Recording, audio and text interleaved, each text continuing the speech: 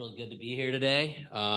It's a great day to be a member of Al-Anon. I want to thank the host committee for having us up here and for dinner. I live in Los Angeles. I want to thank Christine for the awesome emails and all the clear communication. It's really cool to be up here. It's very different than sitting down there. I'll tell you that, which is cool. In my chosen career, I have done a lot of public speaking, but it's very different when I get up here and share my heart and like my experience and my truth. And that's scary. There were a lot of great readings to kick off this meeting, and the adult child one, like I could just read that to you guys and sit down. There's lots of unique details to my journey.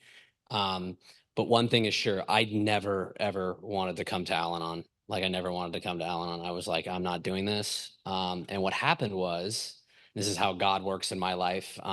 You can substitute whatever word you want in for God. I was actually at this meeting 11 years ago. I think it was this weekend 11 years ago, and we were at Kaiser, the hospital I was born in, and the Al-Anon speaker got up and started talking, and I was like, oh my God, I got to go to Al-Anon. Like it just hit me viscerally, and it was a terrifying feeling. I can't say I landed in Al-Anon the next day, but within 6 weeks, um, I was at that moment of desperation that Eric talked about. So, Eric, that was awesome lead. Thanks for your enthusiasm.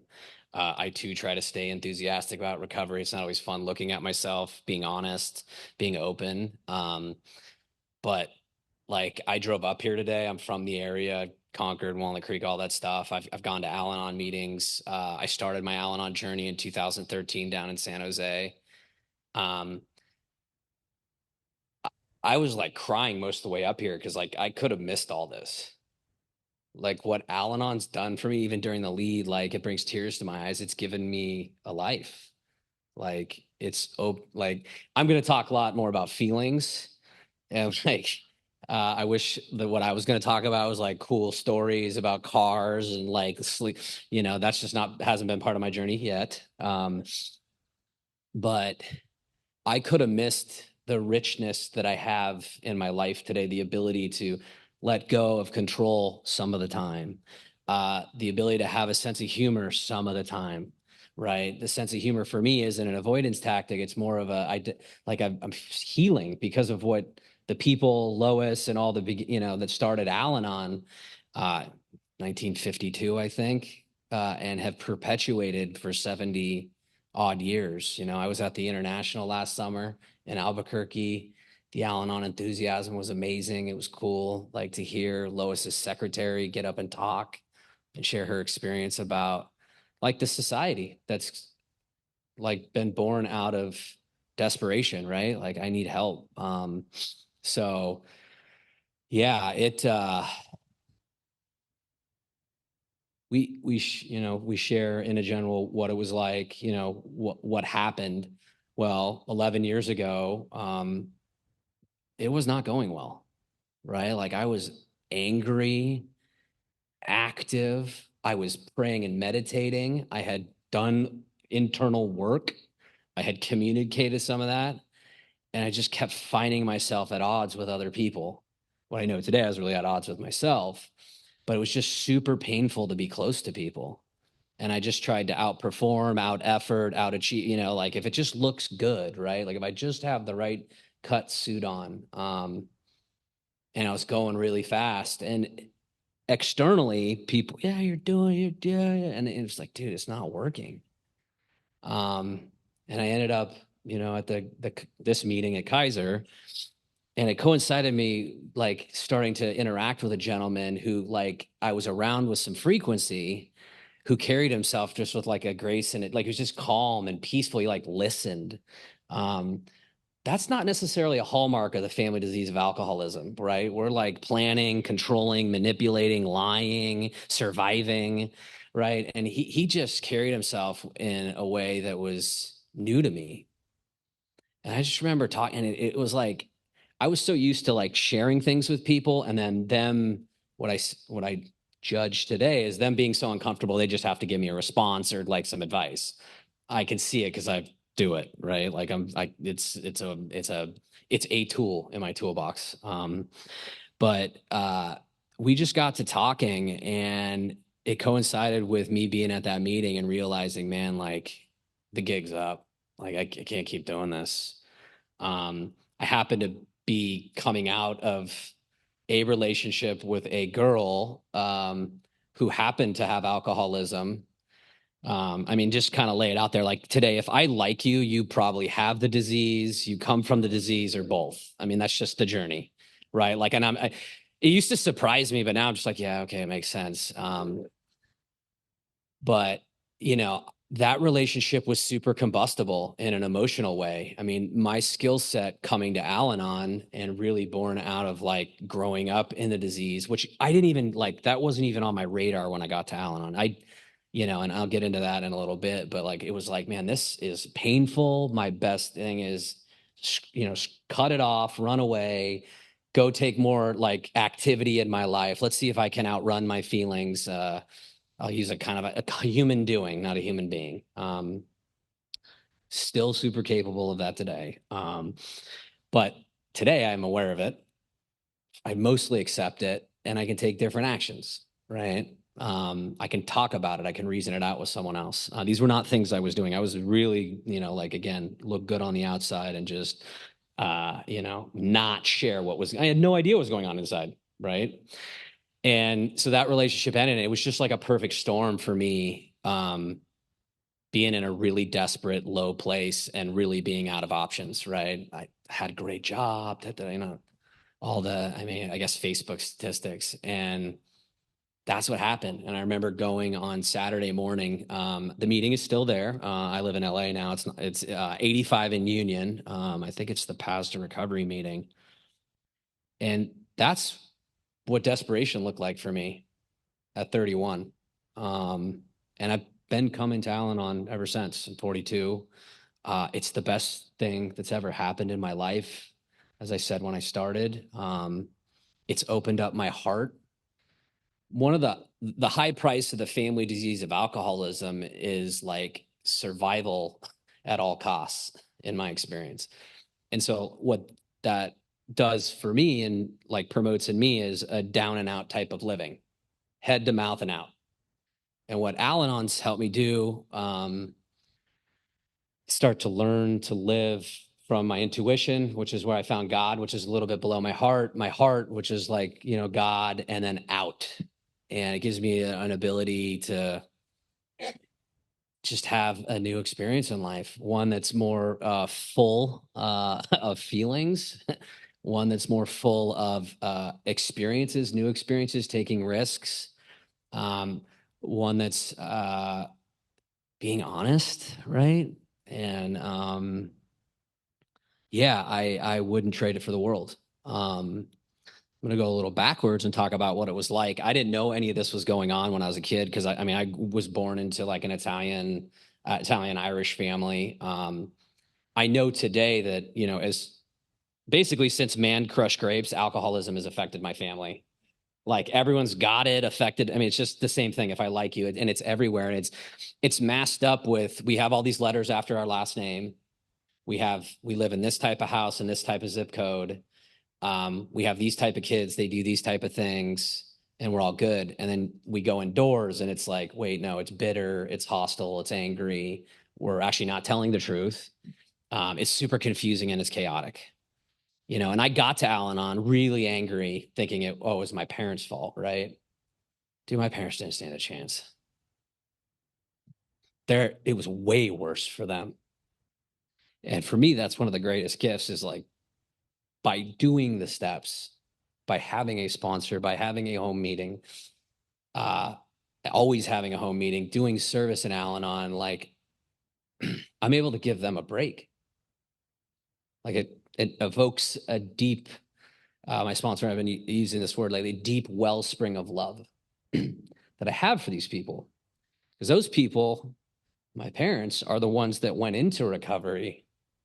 And when I was out of options, I knew where to go after exhausting all of my attempts. And that has afforded me the kind of life I have today. And I've only been here, it'll be 11 years, God willing, in November, early November. But at the time, you have no idea this is going on. So it's like, I'm just going to fit in with every group I can, like I just and that's coupled with I just need one friend. I just need that one friend, and we're going to be best friends, and we're going to do everything together, and that friend can't have any other friends, and that's just the truth, right? Like that's just the truth. And it was super painful if they had other friends, or if people said no. I didn't know what it was like, and I didn't know have anyone. I suppose some of this is human because I have a lot of friends that are in recovery in the Al-Anon family groups, and then I'm fortunate that I have a lot of childhood friends. And this being a way of life, I'm able to interact in all spaces and show up as James. But they can relate to this. But the thing they don't relate to is what it does in my life. It drives me. Um, it influences, it impacts the way I act within myself and other people, and it takes on greater and greater proportion that I'm not able to be in the moment. Right. Previous speaker talked about peace. Yeah, there was zero peace. Right. Like it was just miserable. Um, and like I said, when I got here, I really thought it was what was the environment I grew up in. And it was to an extent. But like I said, they didn't stand a chance. And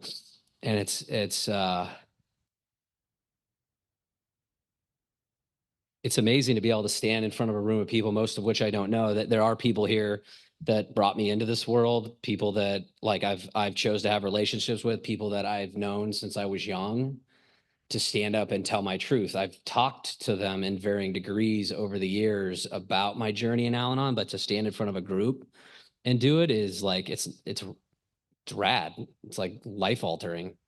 Like it's changed the trajectory of my life with myself, and then you guys get the benefit, I think, as well. So yeah, it was chaotic, confusing. I was really afraid all the time growing up. Now there was what I know today was drinking in the house. um, that being said, there was also the untreated family disease in the house, and that, I think, excited my nervous system more than anything, because the alcoholism, the person with it would sleep or get quiet or get run over by the untreated family disease member, like verbally. So it was like, yeah, I mean, the shifting rules, and is it hot and cold? And, the best thing I could do was just always keep the house clean, as the oldest child, be the one that like managed and manipulated. You know, no one assigned me this, but I appointed myself as like the marriage counselor for my parents, like starting at age 8.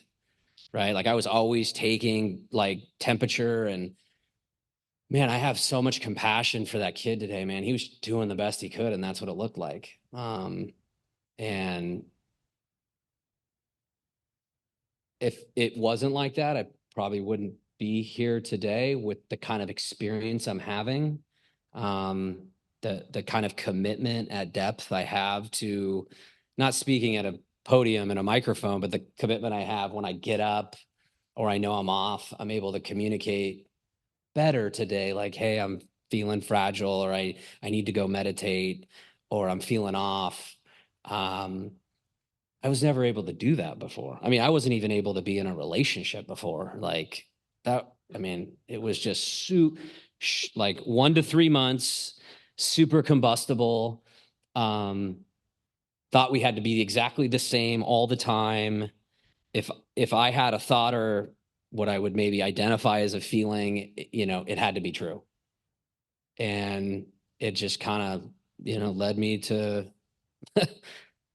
31 years old, basically at my wit's end, not seeing how I'm ever going to get the things I see my friends getting: a relationship, a family, not really seeing how I'm ever going to proceed, like progress in my career, because I'm having trouble at work with people. It's mainly everyone doesn't, because I'm just running people over because I'm so afraid. And it looks like, we read early in the meeting, it looks like just overachieving, right? Overextension of the response. There's a pamphlet in Al-Anon. I think it's about 20 questions. Did you grow up with a problem drinker? Yeah, the first time I read that, I was like, oof. It's kind of like reading Survival to Recovery. It's like, how do they know this about my family? Now, again, it's only my family that's like this. It's no one else's, right? Like it's like, and it's their fault, not like, hey, this is a generational human race issue. And So my perspective on what it was like is very much the same, but it's very different, right? Just like I'm very much the same man, just almost 11 years older than when I walked in here. But it's like the most minor shift ever. But that shift is so, in the spiritual realm, it's so gigantic, and it's so in a place that no one else can touch. No one else can nurture, really. That doesn't mean I don't get like food from other people in terms of my spiritual growth. But yeah, I want to share an example about like, so what it was like at the end. And this is like the same time I came to this meeting and having all these problems at work, my buddy giving me survival to recovery kind of out of the blue in one of our conversations, which is an Al-Anon conference piece of literature, is like I started that relationship, but what happened was a year before we were dating, and it was like she just suggested, hey, let's be friends, and like that was like the death knell blow. It was like, I can't do this. So my solution was cut her out, change all of my friends, and start doing something on Saturday nights 90 miles away so I could spend all day driving from San Jose to Napa on the weekends. And that was my solution, and that was the best I could do. And oh yeah, run 40 miles a week. And run and run and run. And but everything's great, right? And that year later was around 11 years ago this weekend when it the running ran me into a running boot. It was the beginning of a lengthy journey with a bunch of sports injury surgeries. So that slowed me down. My buddy giving me the book, me coming to this meeting, and her and I trying to do it again. And my head, she goes, I think we should give it a try. And my heart's like, this is a terrible idea. And my head's like, sure, let's do it. And I even then said, what's different? And she didn't, she just did. I don't even remember her response. I was like, yeah, that's good enough. And it's like, I think it lasted like 2 weeks of us talking, and it was right back where we were at. And it sucked, man. And being new in Al-Anon was not fun. I did not take to it like I do today. I mean, it was uncomfortable. It was in San Jose. The best I could do was go to the meeting and leave. It was a smaller group. The first Saturday of the month, they read the steps out of Paths to Recovery. Um, I was lost and clueless. They were using words I wasn't necessarily familiar with. They were talking, the 3C, I didn't cause it. I can't control it. I can't cure it. Awareness, acceptance, action. That one I kind of leaned into because I was like, well, I've made that more efficient.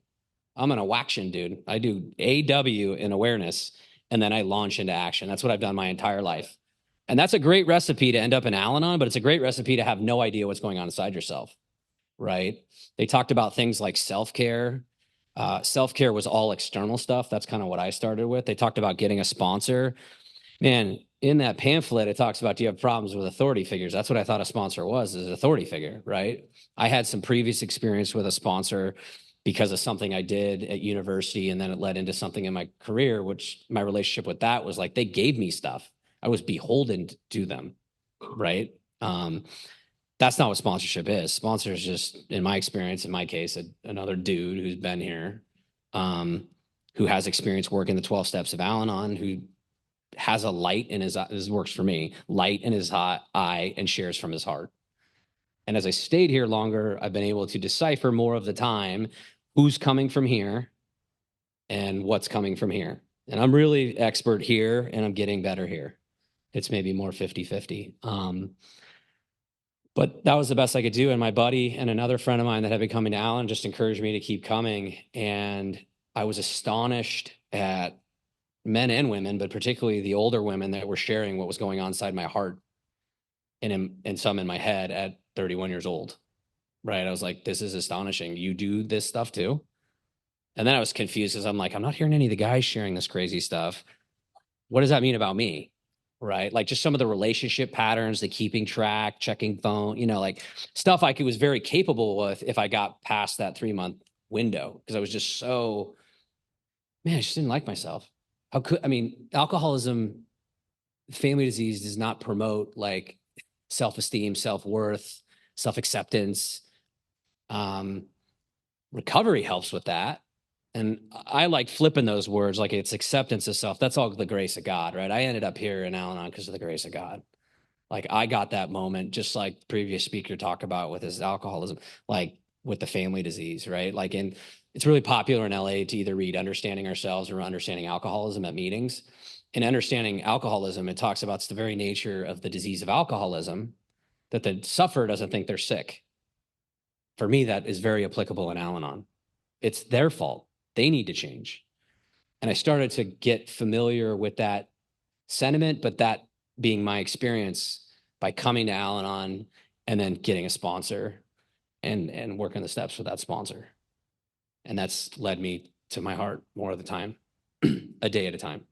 I previous to Al-Anon, I was big swaths of chunks of, well, for the last month and a half, I've been eating a pint of ice cream. So for the next 14 years, I'm never going to have another scoop of ice cream, right? Like it's just that kind of insanity that is, I've heard others share about, whether it's at a podium, at a meeting, at the dinner before the meeting. Tonight's dinner was awesome.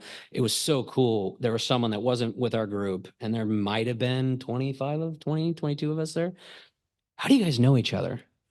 She like leaned her head in. So, right, we're friends. It's someone's birthday. And my response was, isn't it cool? Because there's a different energy and laughter and lightness when we're talking about life and death stuff here. Yes, alcoholism has taken some of my friends. What I'm more in tune with today, doesn't carry any more weight, is just how much the family disease kills people. The diseases, the distractions, the freaking stress, man. It's so tired running it by myself, man. I was so exhausted and angry getting here. And I got to learn about that through our steps in order.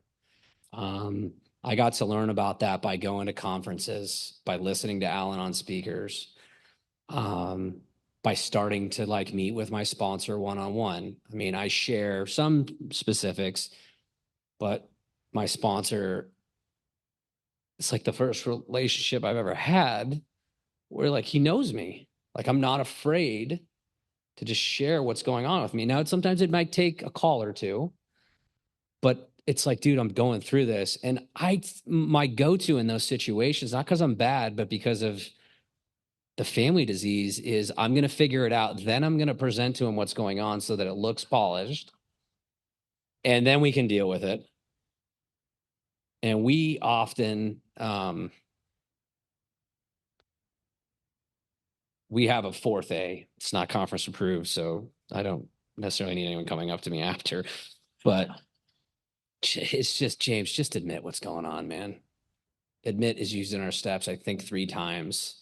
Other than God or higher power, it's the most used word. If I just admit, and we just never, it's not in my family's lineage to admit what's going on. It's just kind of, hey, it's good, we're good. And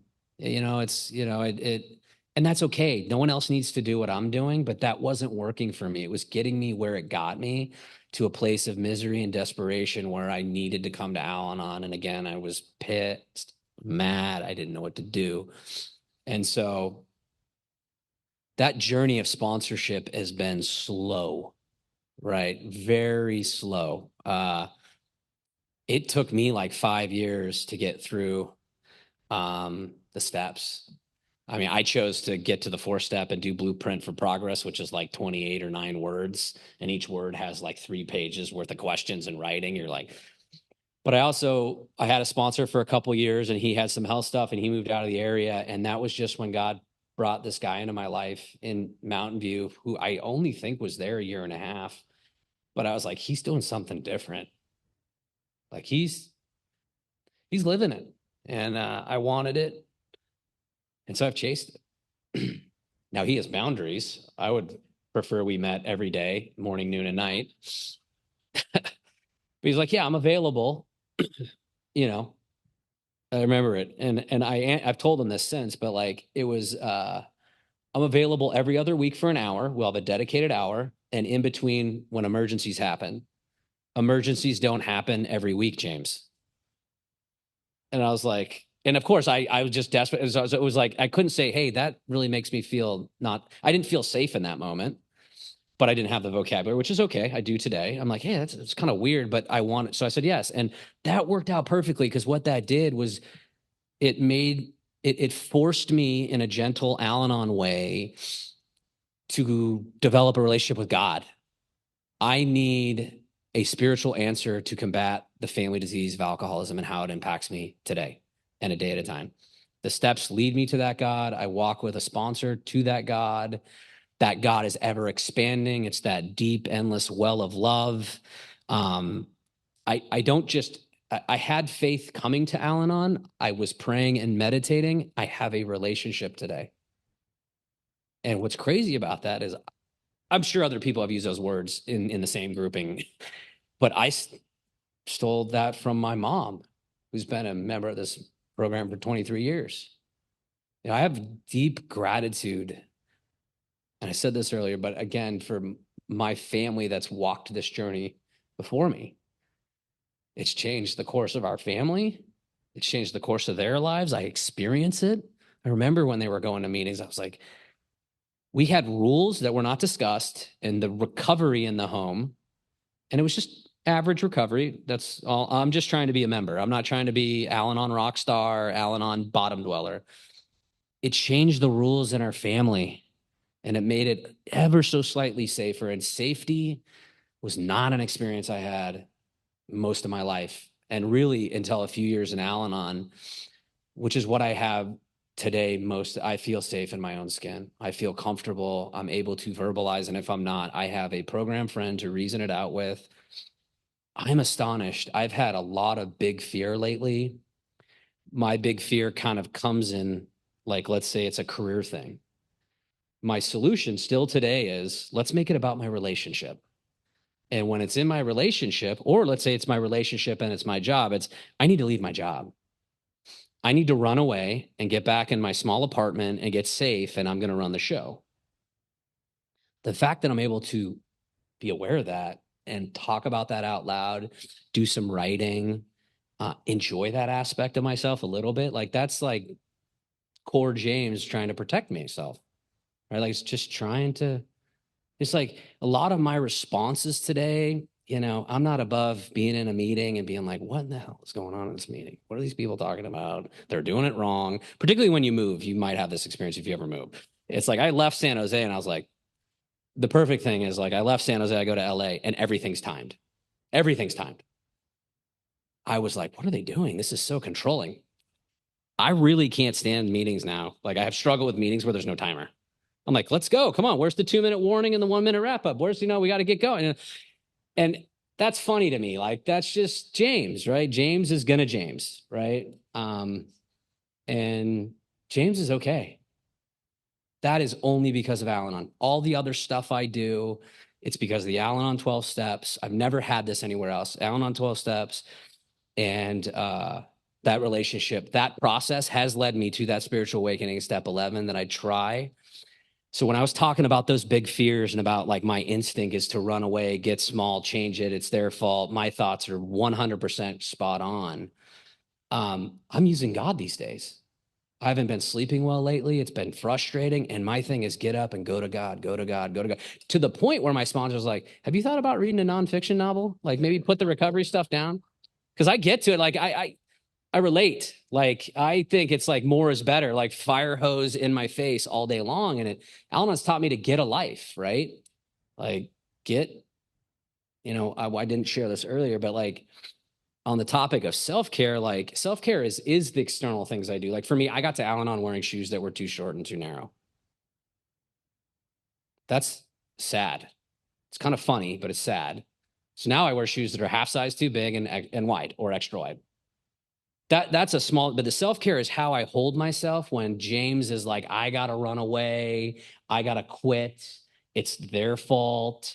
You know, that is the real self-care journey for me today. I continue to do my physical things, but it's my spiritual self-care. It's how I hold space for myself and then in turn space for others. And one of the real privileges, in addition to being sponsored, is sponsoring men.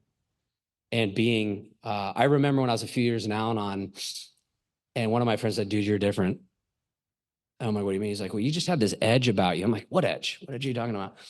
He's like, you're just ever so slightly more approachable. That edge is not gone. I'm sure my friends can attest to that.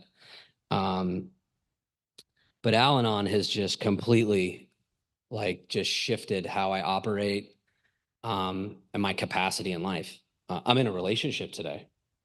Like, that woman is the best thing that's ever happened in my life. Every relationship prior to this has been super acute, pointed, emotionally charged, nervous system at like a 14 out of 10 all the time. Gotta have it. Where is she? What's going on? This is huge for me. She comes and visits, and I can leave her at my parents' house with my parents. I don't need to give instructions. I don't need to follow up. I don't need to monitor what was talked about. Like, and you guys are laughing. I'm guessing you identify. Like, she flew up here to support me today, you know? Um, like, that's the best thing that's ever happened in my life, right? I'm like, it's almost 3 years. Like, my friends that know me, like, when I say 3 months, I really mean 2 months was my longest. Like, I was not, and it had nothing to, I'm sure those women were great. They probably weren't a good fit today, or like fit then and today. Otherwise, God would have us together. But I 100% depend on my God. I get shaky, I said, but it allows me to live one day at a time. And man, it is what I kind of want to finish with. I'm sure I got like maybe 5 minutes left. Is watching the men that come to Al-Anon lost, and like talking to them and just being available, like my sponsor is, um, and watching them have questions, because that's how I learn, right? Like, I learn how you guys, when you share, but then when we go to dinner or we go to the meeting down the road we've never been to, and we're in the car and we start talking and asking questions, there's just this space in Al-Anon for people to have the dignity of their own experience. And when there, to me, that like just really is nothing better than a good Al-Anon meeting, and watching those men. And really all I'm doing is like being a pipe, right? God's the well, and just connecting into other people. I connected to my sponsor who's connected to that well, and these guys just come in and their lives changed. Like, I'll give you a small example. One of the guys I was talking to outside of, we started a meeting in LA. So if you're ever in LA, my home meeting is on Mondays at 12:30 in the middle of the day. It's one of the reasons why it's hard to go back to work. It's in Malibu at 12:30, and the meeting hall is like chairs. These chairs are very comfortable for recovery meeting chairs. Uh, but this thing is like an amphitheater, and you're looking at the Pacific Ocean.